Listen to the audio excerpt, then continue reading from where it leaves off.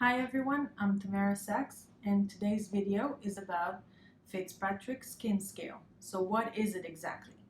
So Fitzpatrick skin scale was developed by Thomas Fitzpatrick in 1975 in order to establish different types of skin, how they react to ultraviolet light.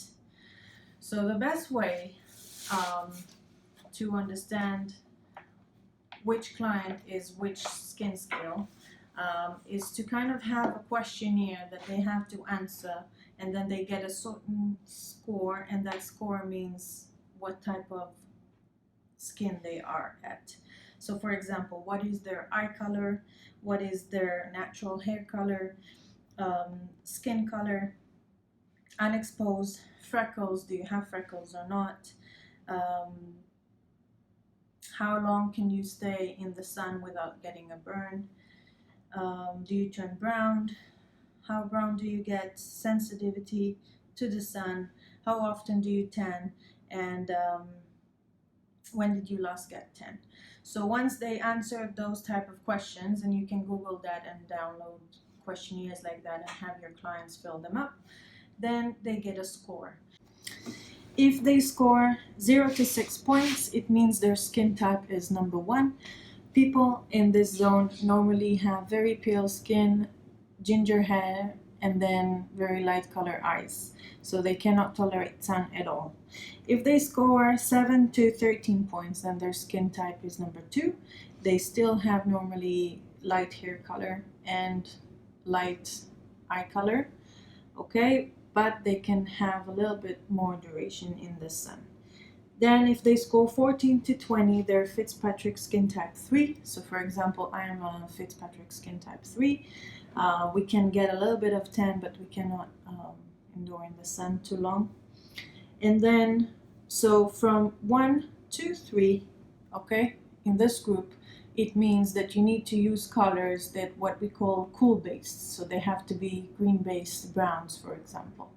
Okay, if you're going to use warm based colors, like with a lot of red, then what is going to happen, it will look like I have orange eyebrows or red eyebrows. Okay, moving on, number 4, if they score 21 to 27, it means they're number 4. Number 4s are the most tricky ones because some of them will have the same effect as group number 1 to 3, which means that you would also need to use cool base pigments on them, whereas other types of 4s can also be warm base. So it means the opposite. You would need to use a warm base colors on their skin. And it's really hard to know ahead of time. Sometimes you will just decide one or the other and see how it heals. Then you have number 5, which is score 28 to 34. Okay. So of course it's a more tan kind of skin color, dark hair, dark eyes. So the last group we have is whoever scored 35 plus score, which is Fitzpatrick skin type 6. They always have very dark skin, dark eyes, dark hair. They can tolerate the sun better.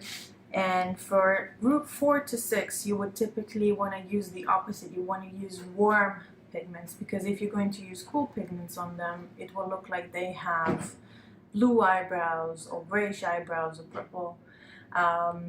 So you want to use a warm base, so red base kind of pigments. Now, one important thing to note is that if you watched my color mixing video, you will see that we mix black almost to every color you see. Now, black is actually blue. And when we're using pigments, for example, for eyebrows on Fitzpatrick skin type 5 and 6, we want to use darker colors because their eyebrow colors are normally black. And that means we have a high percentage of black in the pigment, and that means it might turn to blue. Okay? So you have to mix for that skin type orange into your color. Whatever brand you're using, whatever pigment you're using, mix orange to Fitzpatrick 5 and 6. Specifically if you don't want them to have blue eyebrows at the end.